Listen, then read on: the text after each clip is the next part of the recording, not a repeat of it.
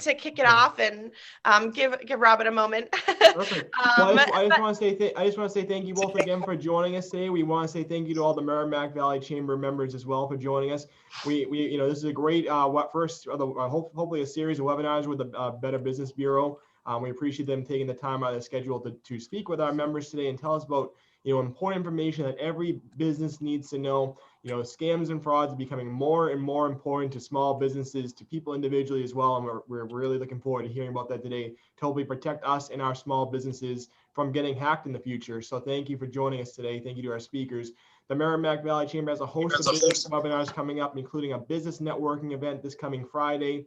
We have another in-person event coming up next week at 34 Park. It's going to be very limited in attendance. So if you're interested in signing up for any of those events, you can find out about all those at merrimackvalleychamber.com. We will have a few more webinars coming up in 2020, and then we have a whole host of webinars coming up for 2021. We are looking forward to it. So we want to say thank you all to everyone. Thank you to Ryan for helping us getting this coordinated as well from our office today. And with that being said, I'm going to turn it over to Amy and Robin, who are our presenters today. So thank you again for joining us. We appreciate it, and enjoy the webinar. Thank you so much. It is our pleasure to be here. I do represent the Better Business Bureau. I'm going to introduce Robin Putnam with the Mass Office of Consumer Affairs and Business Regulation in just a moment, but I tend to, so that she can introduce herself and her agency. But we do tend to start each program just by mentioning a little bit about who we are and what we do and what services we offer in a general sense before we jump into the topic at hand. Because I think for the most part, everyone has heard of the Better Business Bureau. Everyone is familiar with the BBB, in large part because we have been established for 108 years. So we have been around for quite some time, but not everyone is familiar with all of the facets that we cover. And in a brief overview, essentially what we do as a nonprofit organization is we help serve as a free precautionary resource tool for people. We want people to know while you can come to us after you may have had a problem with a product or a service or a business, when we help facilitate the dialogue between the individual and the representative from the business to help come to some sort of solution or resolution to whatever the issue at hand might be. Or you come to us after you may have fallen victim to a scam or potential identity theft. We want people to know that you can utilize us in advance of making purchasing decisions, in advance of deciding and choosing which charity you might want to donate to. We have a database of over 6 million businesses that have been rated and reviewed by the Better Business Bureau. Every business has an opportunity to register themselves on bbb.org. It's a free registration. A profile is developed, a very simple, easy process for the business to do. And we encourage businesses to do this because it's just another way for people to be able to find them. It might have something as simple as hours of operation or methods of payment or service area or services that are offered. But you can also read reviews that have been written about businesses. We're really encouraging people to get out there and write positive reviews about positive experiences that they have had with businesses. We know how easy it is to find the negative or how easy it is for people to write about the negative, but we're really looking for people to write about their positive experiences as well. And so we created an entire portion of each business profile simply for that, so that people will go and write about the positive experiences that they've been, because we know that that's how people are now choosing who they want to work with nowadays. They're looking to find as much information as possible. It's very rare that people are choosing businesses to work with where they can't really find that much information.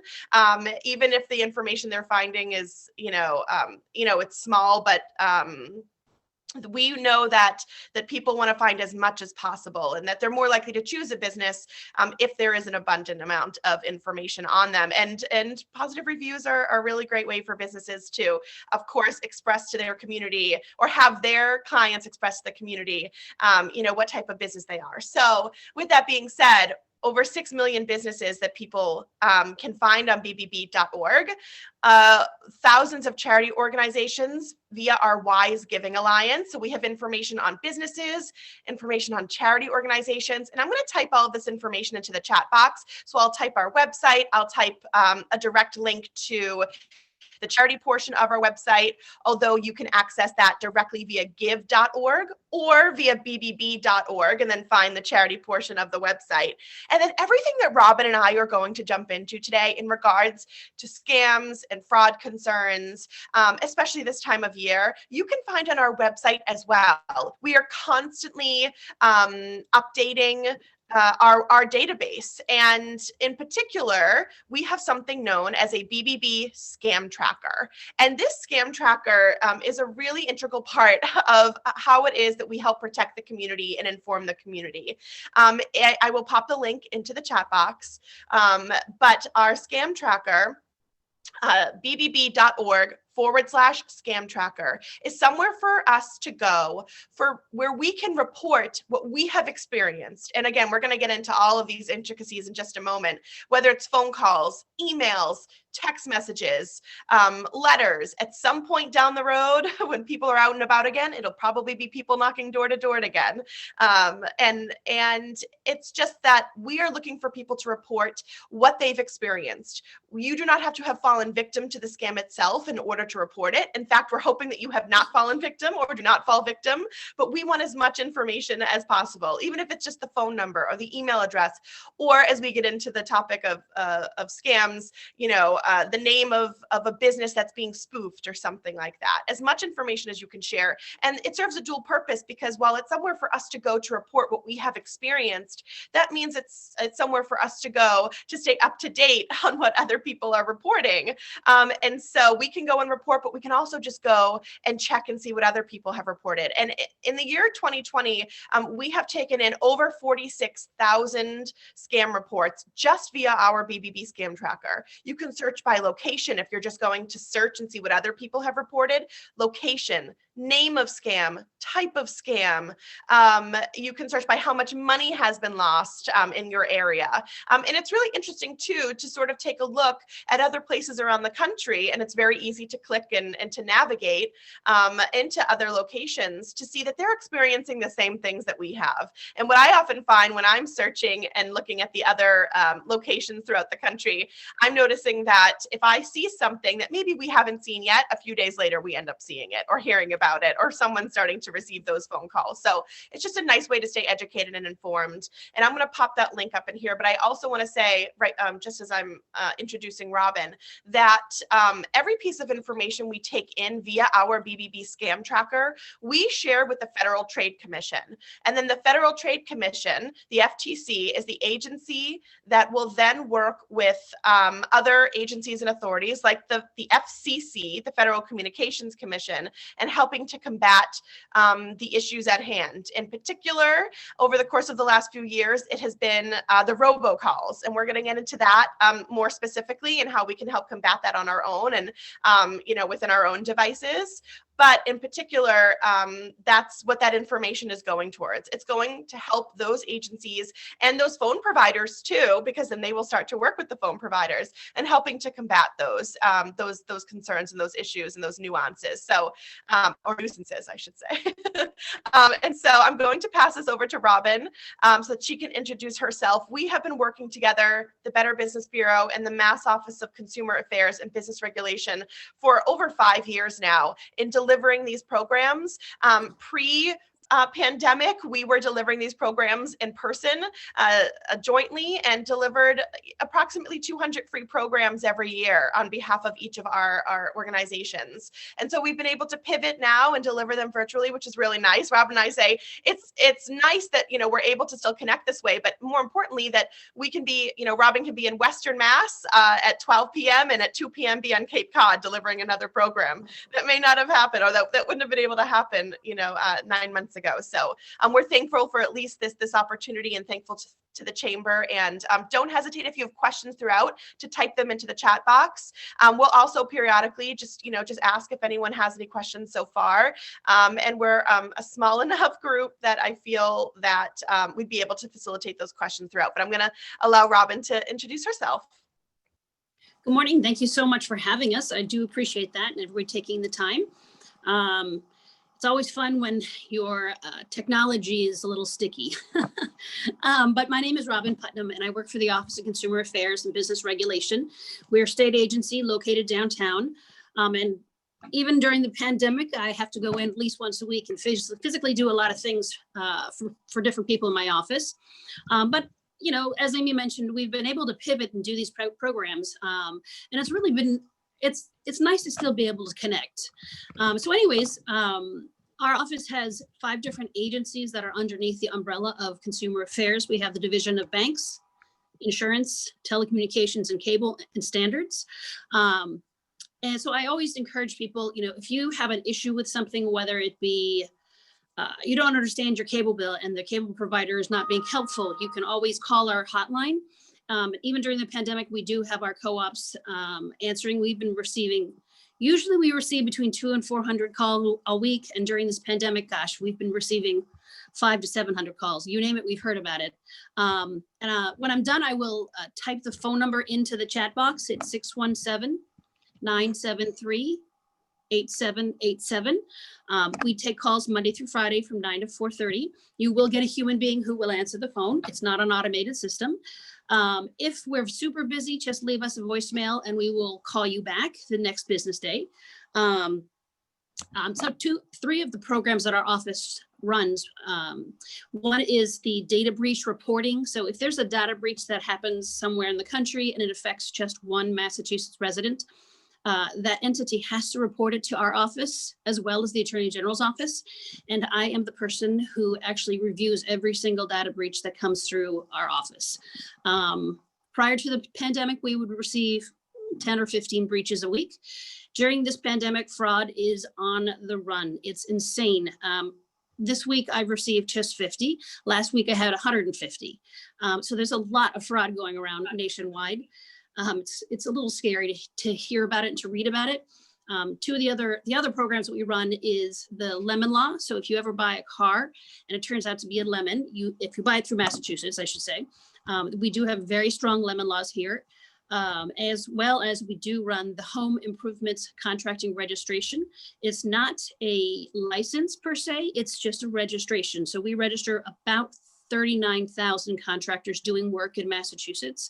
So if you're going to do work on your own personal home and it's going to be over $1,000, that contractor has to be registered. It's a law.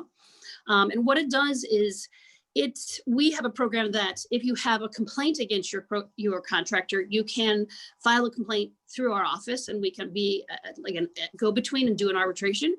And we also have a guarantee fund. So if that we pay consumers can pay up to $10,000 back in actual losses.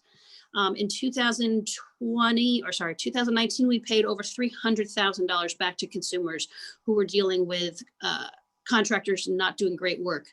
So it's an excellent program. If you're ever going to do work in your own home, I highly suggest you can go to our website and see if that contractor is registered or if there are any complaints against that person. But as you mentioned, we've been able to pivot and do these things virtually. I've been doing a lot of Zoom meetings every single day. I feel like I'm either in Western Mass, Eastern Mass, North Shore, South Shore. It's kind of fun and it's nice to still be able to connect with people. So, I think that's it. I think it's just so great that we're able to continue to educate, because this topic is really something, unfortunately, that's going to be relevant for quite some time. You know, scammers, they've been around for a long time, and their tactics have evolved just as technology has evolved. And so we're dealing with more and more. And in a sense, we may continue to deal with more and more, but that's why it's important to stay up to date on what those tactics are that the fraudsters are using, and then also to report. One of the best things that we can do is report, whether it's via our scam tracker, whether it's to the Federal Trade Commission directly.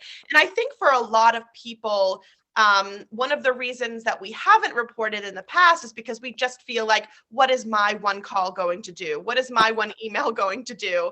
You know, is this really going to make a difference? Is someone going to hear me? Are they going to do anything with the information? And the answer is yes. There is absolutely something that can be done. These authorities and these agencies just need to know. They have to have the information in order to enact some kind of change and work together to sort of, you know, combat the issues at hand. And And I had mentioned earlier in particular the robocall issue. It is a big problem that we have been, dealing and facing for quite a few years now. The tactics are changing. And one of the things I want to start with before even getting into, robocalls in a general sense is, or robocalls specifically, but just the phone calls in general. And one of the participants today, one of the attendees actually sent me a chat and mentioned that they had received recently, I think it might have even been today or yesterday, a phone call from the Social Security Administration. And it is a perfect example of what we're dealing with today, because the number one tactic that is being used and enforced by fraudsters is the impersonation tactic. It's called the imposter scam. And it is as easy and simple and basic as it sounds. It is a fraudster who is calling someone or emailing someone or texting someone or showing up at someone's door and pretending to be someone else. And what these fraudsters have found to be most lucrative is to impersonate legitimate businesses, legitimate charities, and government agencies, like the Social Security Administration, like Medicare, like the IRS. We know that scam had been circulating for quite a few years, and it still continues today. But that was sort of used, and then people became savvy to it. People reported it. People were educating on it, and so they thought, okay, well, let's pick a different agency. And then they moved on to Medicare, and they would call people and pretend to be for Medicare. They still do that. And then it changed to the Social Security Administration. They threw that one in there. But they can call and they can misrepresent our bank, our credit card provider, our phone provider, our cable provider. They could call and claim to be from a local chamber of commerce, a local charity, a national charity, the local council on aging, the town hall, the police department. They can misrepresent any and every business and agency, and they do. They use this tactic because they know that we are more likely to stay on the line if we think we're at least speaking to a representative from a real business or real agency or something. And also because if they use something like a government agency, like the IRS or the Social Security Administration or Medicare, when they contact, older individuals, they think that we're going to be not just more likely to stay on the line because we assume that they're a real agency, but less likely to hang up on them specifically because they are, in our minds, a real agency. Can I hang up on the IRS? What if this really is the IRS? Am I allowed to hang up on them? And they gonna make a mark on my name or whatever it might be, next to my name and phone number, whatever it might be. And the truth is you can hang up on anyone at any time. And in fact, what we're encouraging people to do is not even answer the phone. And we know that for businesses, it's a little bit trickier. We know that we probably have a lot of business owners on this call today, and it's much more difficult for a business owner to not answer their phone if they only have one phone. If you have a business line and you have a personal line, we are encouraging people to take advantage of the fact that if you have a personal phone line and you have an answering machine or a voicemail system, let it ring, let your answering machine pick it up. There's less of an opportunity to be able to do that if you're a business owner, because you want to be able to take that call. And if it's a current client or a future client or whatever it might be, you want to be able to, conduct business as usual. It's okay. It's not that you cannot answer the phone, but it's about knowing what the tactic is that the fraudsters are using when you are answering the phones, that you're more aware and less likely to divulge personal information. And also in knowing that every time we answer the phone, we are opening up we're opening it up for more and more scammers to get a hold of our information and to utilize that information. Because when we answer the phone, the person on the other end of the line, the fraudster on the other end of the line, not only will they keep that information for themselves and say, okay, well, I contacted, 1,000 phone numbers on Monday and 500 people answered the phone. So when I go to make my calls on Tuesday, I'm going to start with all the numbers that had somebody answer the day before, because I'm more likely to get a call, somebody to answer this time, somebody on the line. But they hold on to that for themselves and will continue to call they also sell our information, and they're selling it to more and more and more scammers. And that's why for those of us that answer the phone, we might be recognizing and noticing that we receive more calls. I have 2 cell phones. I'm very fortunate. I have a work cell phone and I have a personal cell phone. I do not answer my personal cell phone ever. Even rarely, maybe if it's my mom or my husband or something, although lately I haven't had to since we've been home. But I don't answer my personal cell phone. I let everything go to voicemail. 9 times out of 10, nobody leaves a message. It's most likely a scammer, all that. I receive very few calls. So while I let it go, I also receive fewer calls than most people because I just do not answer. My work cell phone, I have to answer. So I'm more likely to receive more calls because of that. And again, it's just about knowing that when I answer and someone on the other end says that they're from a particular agency or organization, I'm just more likely to know that there's the potential that that could be a fraudster and less likely to divulge personal information. So it's just one of those things that we can do to at least lessen the headache, just a smidge if we can, and just to know that that tactic is universal. And especially during the holidays, and especially over the course of the last 9 months as we've been living through this pandemic, we've received more and more specific calls. And I'm going to let Robin get into what some of those look like in terms of, the COVID calls and also, what we're going to be facing during the holidays as well. Sure. As Amy mentioned, the scam calls they're a little insane. I think it's just important to not answer the phone. Quite honestly, it's one of those things that is very challenging for all of us because we want to answer the phone. We want to talk to people because we've been home for so long. But that's the biggest reason why the scammers are doing what they're doing, is because they know worldwide we're home. We're home, we're tired, we're cranky. We will answer the phone.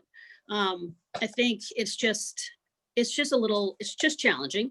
And when the scam calls come in and you decide not to answer the phone, I really highly suggest that you guys, you can report those calls to the Federal Communications Commission, the FCC. They started a program about a year ago called Shake and Stir. And what it's doing is it's working with all of the nationwide carriers, AT&T, Verizon, and what they're doing is they're authenticating calls before it gets to you. So they'll say, oh, look at this call that's coming in that wants to go to Amy Schramm. It looks like it's fraudulent. It's been reported as a fraudulent number. We're not going to allow it to get to Amy Schramm. Or it might pop up on your cell phone as possible scam or scam, whatever. It all depends on who your carrier is. That's just a really great mechanism for us to keep doing. And I know that people kind of complain, oh, I get all these calls. Who cares? I don't want to report. I don't have time to report the numbers. It just helps the government. And it sounds silly, but it does help the government with these scam calls. And there have been a lot more. There has been an uptick, I think, during COVID, because we'll answer the phone and we'll say, oh my gosh, they're going to offer free COVID tests to be sent to you directly, or, it is the IRS and there's problems. There's no COVID test being sent directly to people. And you just have to be really careful of what they're asking you. And they can be very, very good and very convincing. They might find information about you if you say discarded a ATM slip, and they might say, oh, well, Sarah Smith lives in whatever town, Massachusetts, and she's a Bank of America customer. And oh, there's the last 4 digits of her customer number. Let's give her a call and see if we can impersonate Bank of America. I'm just using them as an example. They're not fraudulent. And they'll find other pieces of information about you. So they might call you up and say, this is Sarah. I'm calling from Bank of America. We noticed some discrepancies in your accounts. Were you at Best Buy last night trying to buy a $3,000 TV? And you might get a little nervous and say, no, I was not at Best Buy last night. What are you talking about? Well, can you just confirm that the last 4 digits of your bank ATM card number are, and she'll read them off. And can you verify that the last 4 digits of your social security number are? Yes, and she'll read it off because she'll find that information about you on the darknet.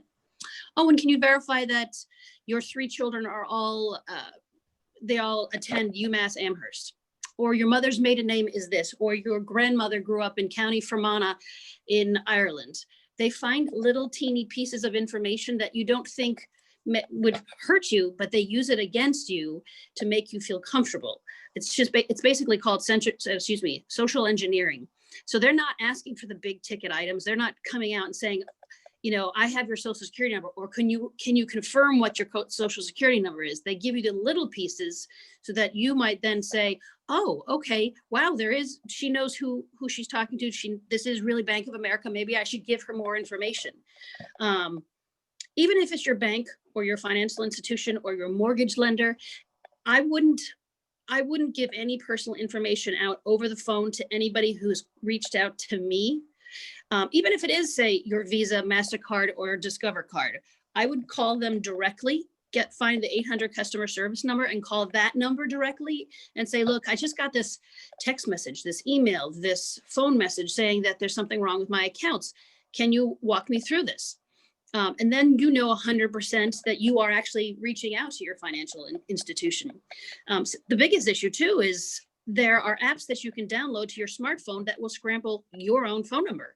So I could download this app, and when I call you, it might pop up Bank of America or Social Security Administration, my office. Somebody is actually impersonating my office and calling consumers all over Massachusetts and asking for Social Security numbers so that we can update our files on you. We don't need that information. I don't want that information. It's just frustrating because there's so many interesting little tactics that they use, and they use it against us and make us feel comfortable. And then we drop our guard and say, oh, no problem. You want my full social security number, or you want all of my banking information? No problem.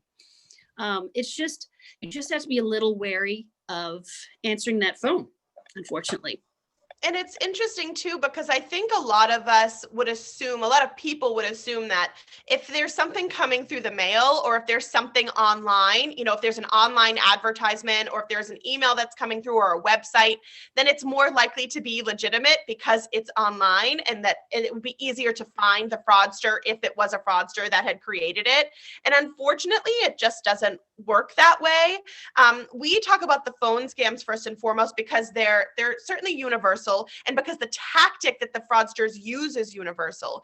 The fraudsters use the same tactic that they use over the phone, through email and through text message. So on the phone, but in a different way. So you might have noticed that you have started to receive more and more text messages, for example, and maybe the text messages look like they're coming from a particular business or a particular charity or organization, or they could look like they're coming from UPS or FedEx. And this is just to use them as an example because they have been spoofed. Bank of America has been used as part of these scams before. They have been spoofed. Bank of America, Verizon, Comcast, Better Business Bureau. So all of these different businesses have been taken advantage of, or the name has been taken advantage of and spoofed. But in particular, text messages are tricky because you might receive a text message that could look like it's from Walmart. Let's use them as an example. Again, just an example. Using them as an example that you want a $5 gift card or whatever it might be. Or it could be that you receive a text message that looks like it's from UPS. And for those of us that are doing a lot of extra purchasing during this time, let alone the fact that it's the holidays, you might be expecting and waiting for packages, and hard to keep track of how many packages you may have ordered or be expecting. And so it's not unusual to receive an email update saying your package is on the way or whatever it might be. But coming through via the text messages are tricky because they will include some sort of link for you to click on, just as they would if it was an email, but also some sort of call to action at the end of it. So it might say your package is delayed 5 days. Click this link to read the your new arrival date.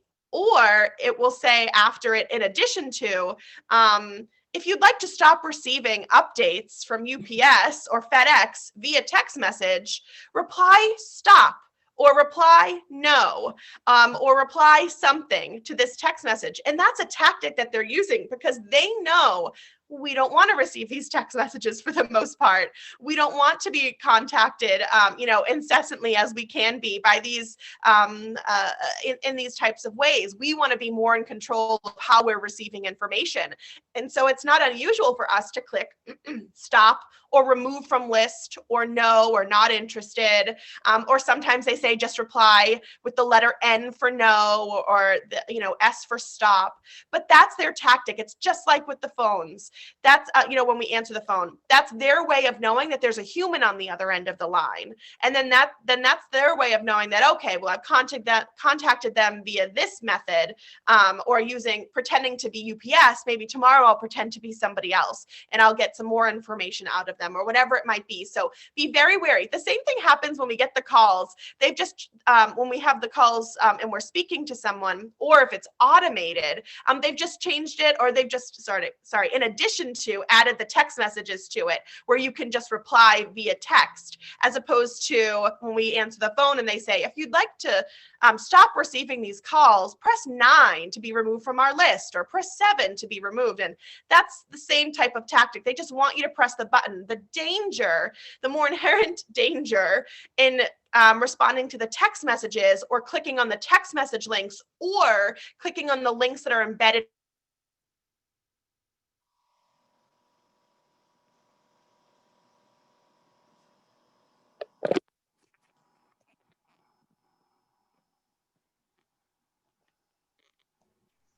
Oh, Amy, I think we lost you for a second. Freeze for a moment. Yeah. Okay. Yep, you're back. Okay, perfect. The danger in the text messages and the emails are the links that are embedded within the emails and the text messages. It's very tricky. The phone scams are annoying. They can be dangerous if we're divulging a lot of information, but the computer scams, the technology scams, are far more detrimental to our identities, to our personal information being taken advantage of. And that is because it is near impossible for us to know when and if we have clicked on a link that was connected to malware or some sort of virus.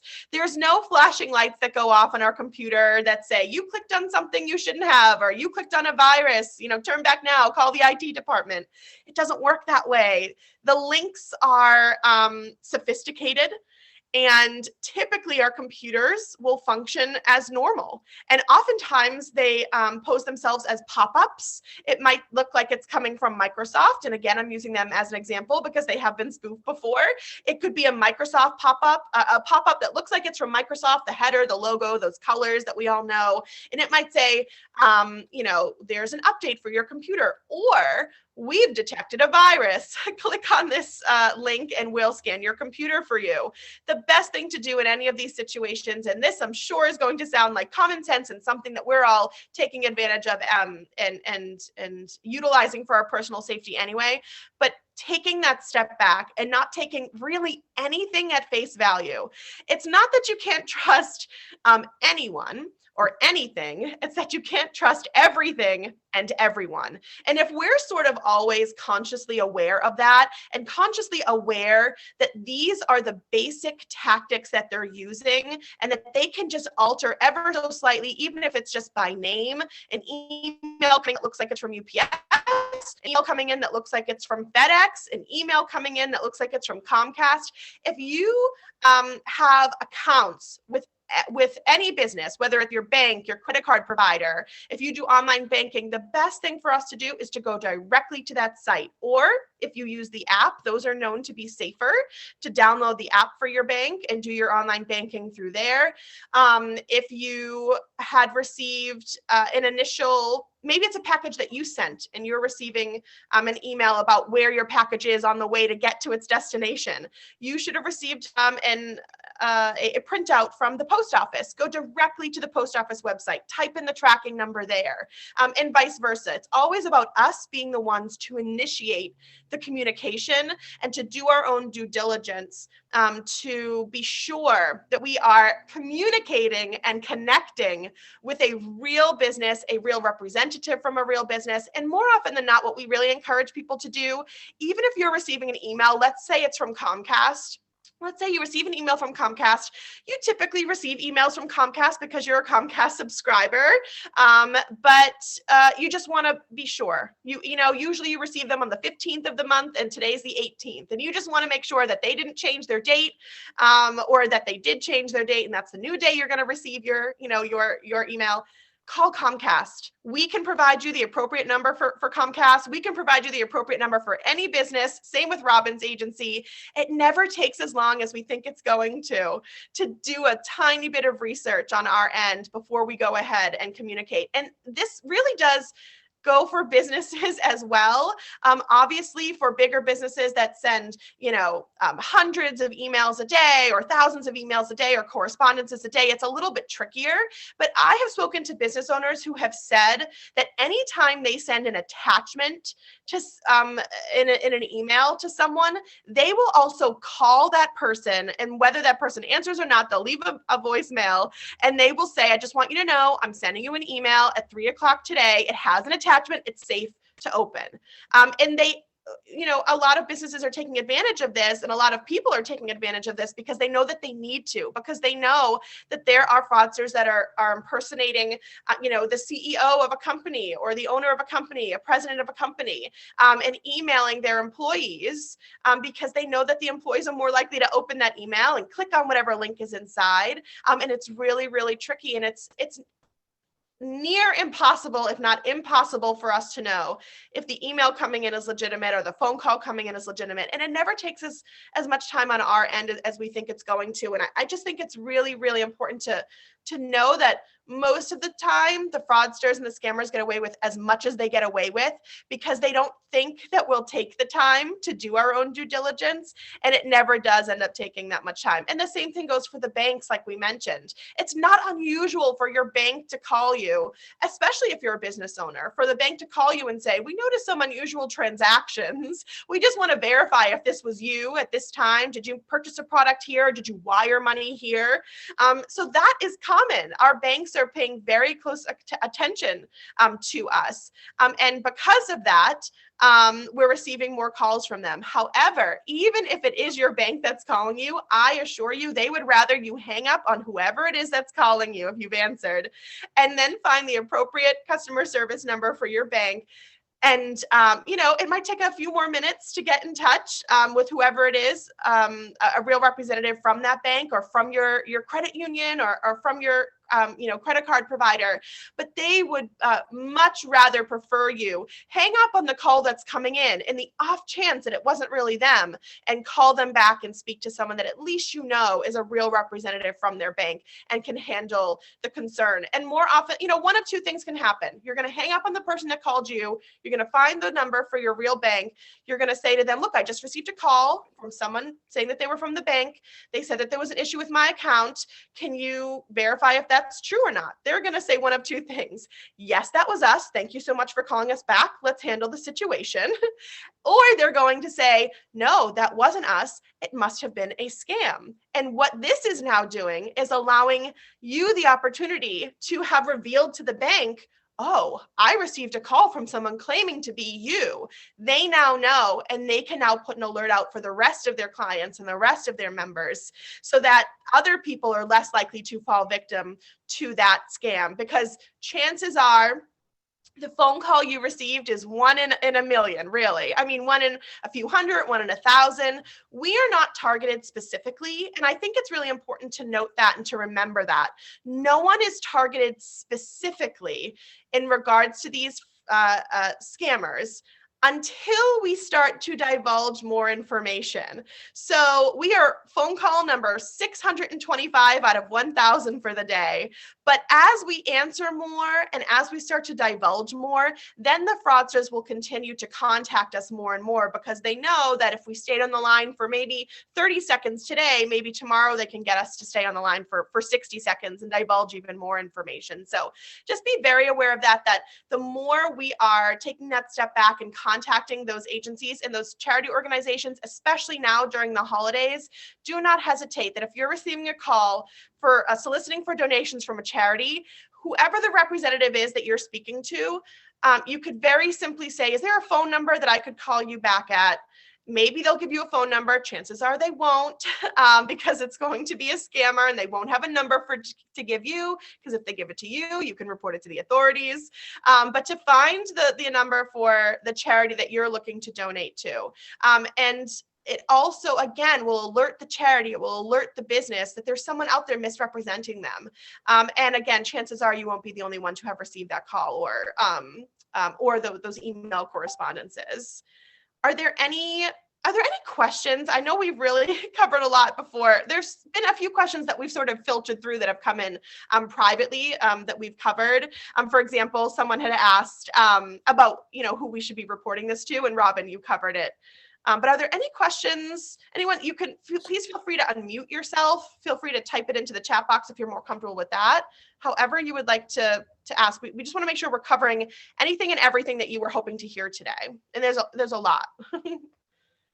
Amy, one thing I see a lot now is in the business world is someone, say for instance, will take your signature, your email, and send me an email, and then say, click on this link to to sign with your username and password, your email. Is that how do you prevent? Is there any way to prevent that? I mean, it's strange that they can actually get your exact signature. Yeah, Robin, do you want to take this one? Well, if someone's done that, it usually means that they've figured out your password. So I would highly suggest, no one likes to do this, but we really should be changing our passwords every 4 months. They need to be long and intricate and have nothing to do with who you are as a person. And if you do receive an email like that, or basically it's a phishing email, and the FBI actually has a reporting mechanism called ic3.gov, where you can report these phishing emails. And their last report was during COVID. Their reports have gone up 200%. So that's how many phishing emails are being sent now, especially with small businesses, because they might not pay attention. They might not have they might not have a cybersecurity team, or strong firewalls, or you name it. So I think you just have to be very, very careful of, the head of the HR department is emailing you and wants this information. I would give the head of the HR department a physical phone call first, especially if you're the CEO, because you might be taken by surprise and say, what do you mean? The HR needs this, fine, let's just go and do it. If you get an email like that, you really should just call the person who they say they're coming from, just to make sure. Do you really want me to wire $100,000 to here? Do you really want this information? Someone's calling. It's all set. Another question I had is, it seems like every single day, we're seeing something new. What's next? What is the next things that we should be preparing for? What is the next thing that we should look out for? Email scams, emails and texting. Texting is up tremendously. It's the phishing emails. So I do all the data breach reporting, and there's a lot of phishing data breaches coming through, hundreds of them, that are affecting small businesses, big businesses, you name it, it's happening. So I would really just be very careful of emails that come into you that sound a little odd, as I mentioned earlier. So just be on the lookout for that. They're so dangerous. Oh, I'm sorry, Julie. Okay. I want to ask a question on that. Thank you. On the emails themselves, sometimes I have the preview screen open and I can see what they're saying to me, that they're going to share pictures of me doing whatever and all of that. Is there a danger in one opening? I know there's a danger in clicking on the links. Is there any danger in just opening it? And of course, if I'm going to forward it to the FCC or to the ic3.gov, any danger there as far as by opening it? No, not usually. No, it's really when you click on that link that's embedded in the email. Great, thank you. Sure. You're very welcome. And I think what's important to also keep in mind is it can happen on your phone, on your tablet, on your laptop, on your desktop, on your laptop, any device that you have that connects you to the internet in some way or the cloud in some way, where you have also shared information or made purchases. So for example, the information that people will obtain is the information that you've put out there, whether privately or publicly or whatever it might be. But when we click on these links, the information that they're going to get is anything that we have sent via email. We could have emailed a mortgage broker 10 years ago, our social security number, and they will get a hold of that number. It could be online purchases that you've made, and maybe you've used your debit card to make online purchases as opposed to a credit card. They will now have your debit card information. So there are little things that we encourage people to do. And one of those,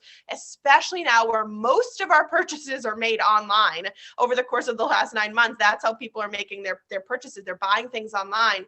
Utilize a credit card. Try to designate at least one credit card for online purchases, and only use a credit card anytime you are making a purchase online. And be very cautious of those websites, although easier for us to check out every time we check out, that are offering us the opportunity to save our card or to save our number or whatever it might be.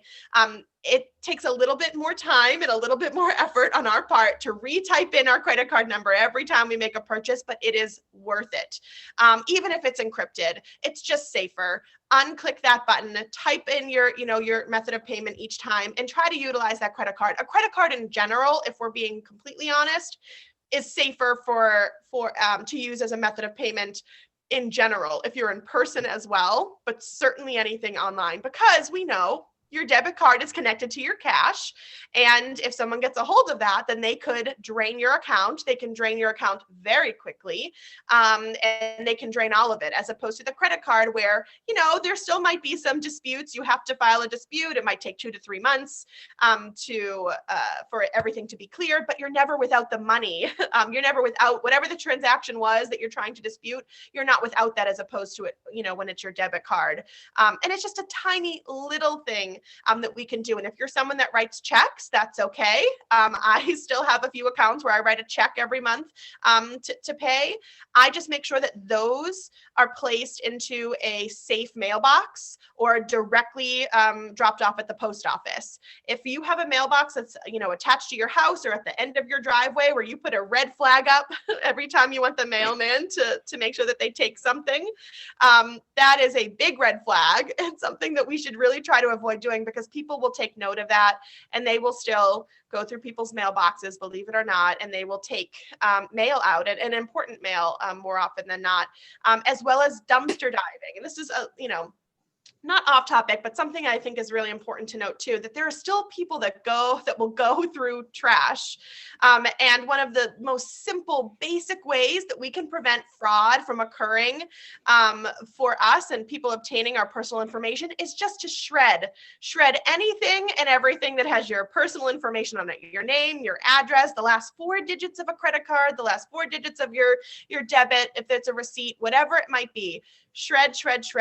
They're not, shredders aren't terribly expensive. Sometimes you can find, cheap tabletop ones that, sort of smaller, you're going to drain more often than not, or empty more often than not. A few years ago, I purchased a $100 shredder. I could have thought of a million other things I would have rather purchased with $100 or spend $100 on. I spent it on a shredder, a micro shredder. It turns every piece of paper into confetti. And let me just say, I feel that much better knowing every piece of mail, every credit card offer that comes in, every insurance offer, anything that has my name on it, catalogs, I take off the label, I take out the insert, I shred those. You can recycle the rest. But I just know that there's absolutely no way that anyone can obtain my personal information through the trash. And I also know, because I only use credit cards on the computer when I make purchases, that no one can obtain my bank account information, through online. If someone were to hack into my system, that yes, they might get my credit card, but they'll never get this information. So there's just these little things that we can do. And, if there's 10 things for us to be worried about, if I only have to be worried about 8 of them, in a sense, I just feel that much better. And as time goes on, maybe we'll be able to figure out ways to, to reduce it even more and even more. But they're just little things that we can do. Yeah, I have a question for Amy or Robin. So we have to take now monthly, now that we're working from home, monthly cybersecurity training, which is really a good idea, I think, everyone in the company. And one of the things they said was, although opening an email, as Robin said, isn't necessarily a problem, clicking on the link is, opening any attachment, a Word doc, and I was surprised, a PDF now. Is that really true? Like if you open a PDF, it can have a virus in a PDF now. So we don't open any attachments whatsoever. We don't email them back. We call the person if we know them and say, did you send this? And then they say, no, and I just move it to junk mail so that it'll always go to junk mail when I right click send to junk. It always goes there in the future. Does that make sense? Yes, absolutely. I would do that as well. Okay. Yeah. Awesome. Thanks. And the file sometimes might look like it's a PDF. It's just a visual for us. It isn't actually a PDF. They're just, they've very cleverly calculated a way to make it look like it's this. So we think, how can they do a virus in a PDF? It probably isn't, it's just labeled as that, or it's the visual of it more than anything. Thank you. I wanted to just quickly jump in here. There is a huge fraud scheme that's been going around the country. It's involving the Department of Unemployment. So if anybody receives something from the state of Massachusetts regarding unemployment, it means that someone has gotten a hold of your social security number and filed on your behalf. So if you receive this, you need to report it. And I would highly suggest that you do a credit check on all 3 of the credit bureaus to make sure everything looks okay. And if everything looks okay in your credit reports, I would highly suggest you freeze them. Our office has been getting hundreds of calls, and I've received calls from people in other states saying they received something from our offices. So I just be on the lookout because it is out there. And there was a question that came in asking about paying utility bills online.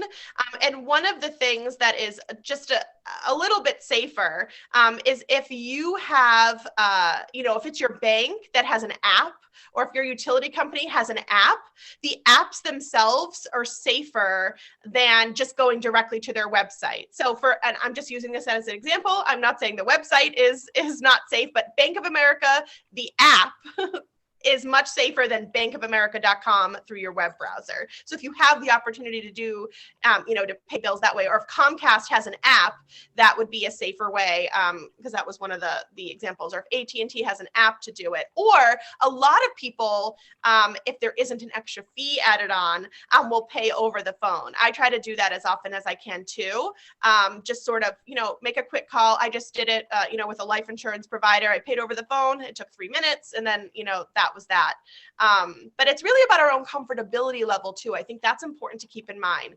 Everyone has different comfortability levels, especially when it comes to technology, and especially when it comes to apps and platforms and all of this. And it's just about figuring out what makes sense and what fits best for us to be able to for, the duration. Someone said, just read about one of the sister gifts exchange online, didn't realize these were scams. They look legit. Yes, be very cautious about anything you see on social media, whether it's an ad for a product or the gift exchanges, or like Secret Santas or whatever it might be. It's not that they're all going to be fake or scammy. It's that we really don't know. If there is contact information for the individual that has created that particular gift exchange or whatever it might be, try to contact that person directly, especially, if it's something local. It's usually easier to get in touch with people, but I would just be cautious in general. If I'm being totally honest, I am less likely to sign my name to things and sign up for things like that, just because there's really no way to know if something like that is legitimate. And I sort of weigh my wants versus my needs. I might like the idea of what sounds like I might win, but do I need the headache if it turns out that it wasn't legitimate? And that sort of a thing. Are there any final questions? I know we've really gone quite a while. Anything else we can answer for you? I have one quick question. If you're signing into like an account, is it better to be on Wi-Fi or off Wi-Fi? Does it really not matter? Robin. I would just do, make sure it's secure Wi-Fi, or Okay. like a VPN, private network. I just wouldn't be at your coffee shop and use their Wi-Fi, because there's a lot of people say, oh, but they gave me a password. Everybody gets the same password. Okay. So just by doing that will make you Be safer. secure. Yeah.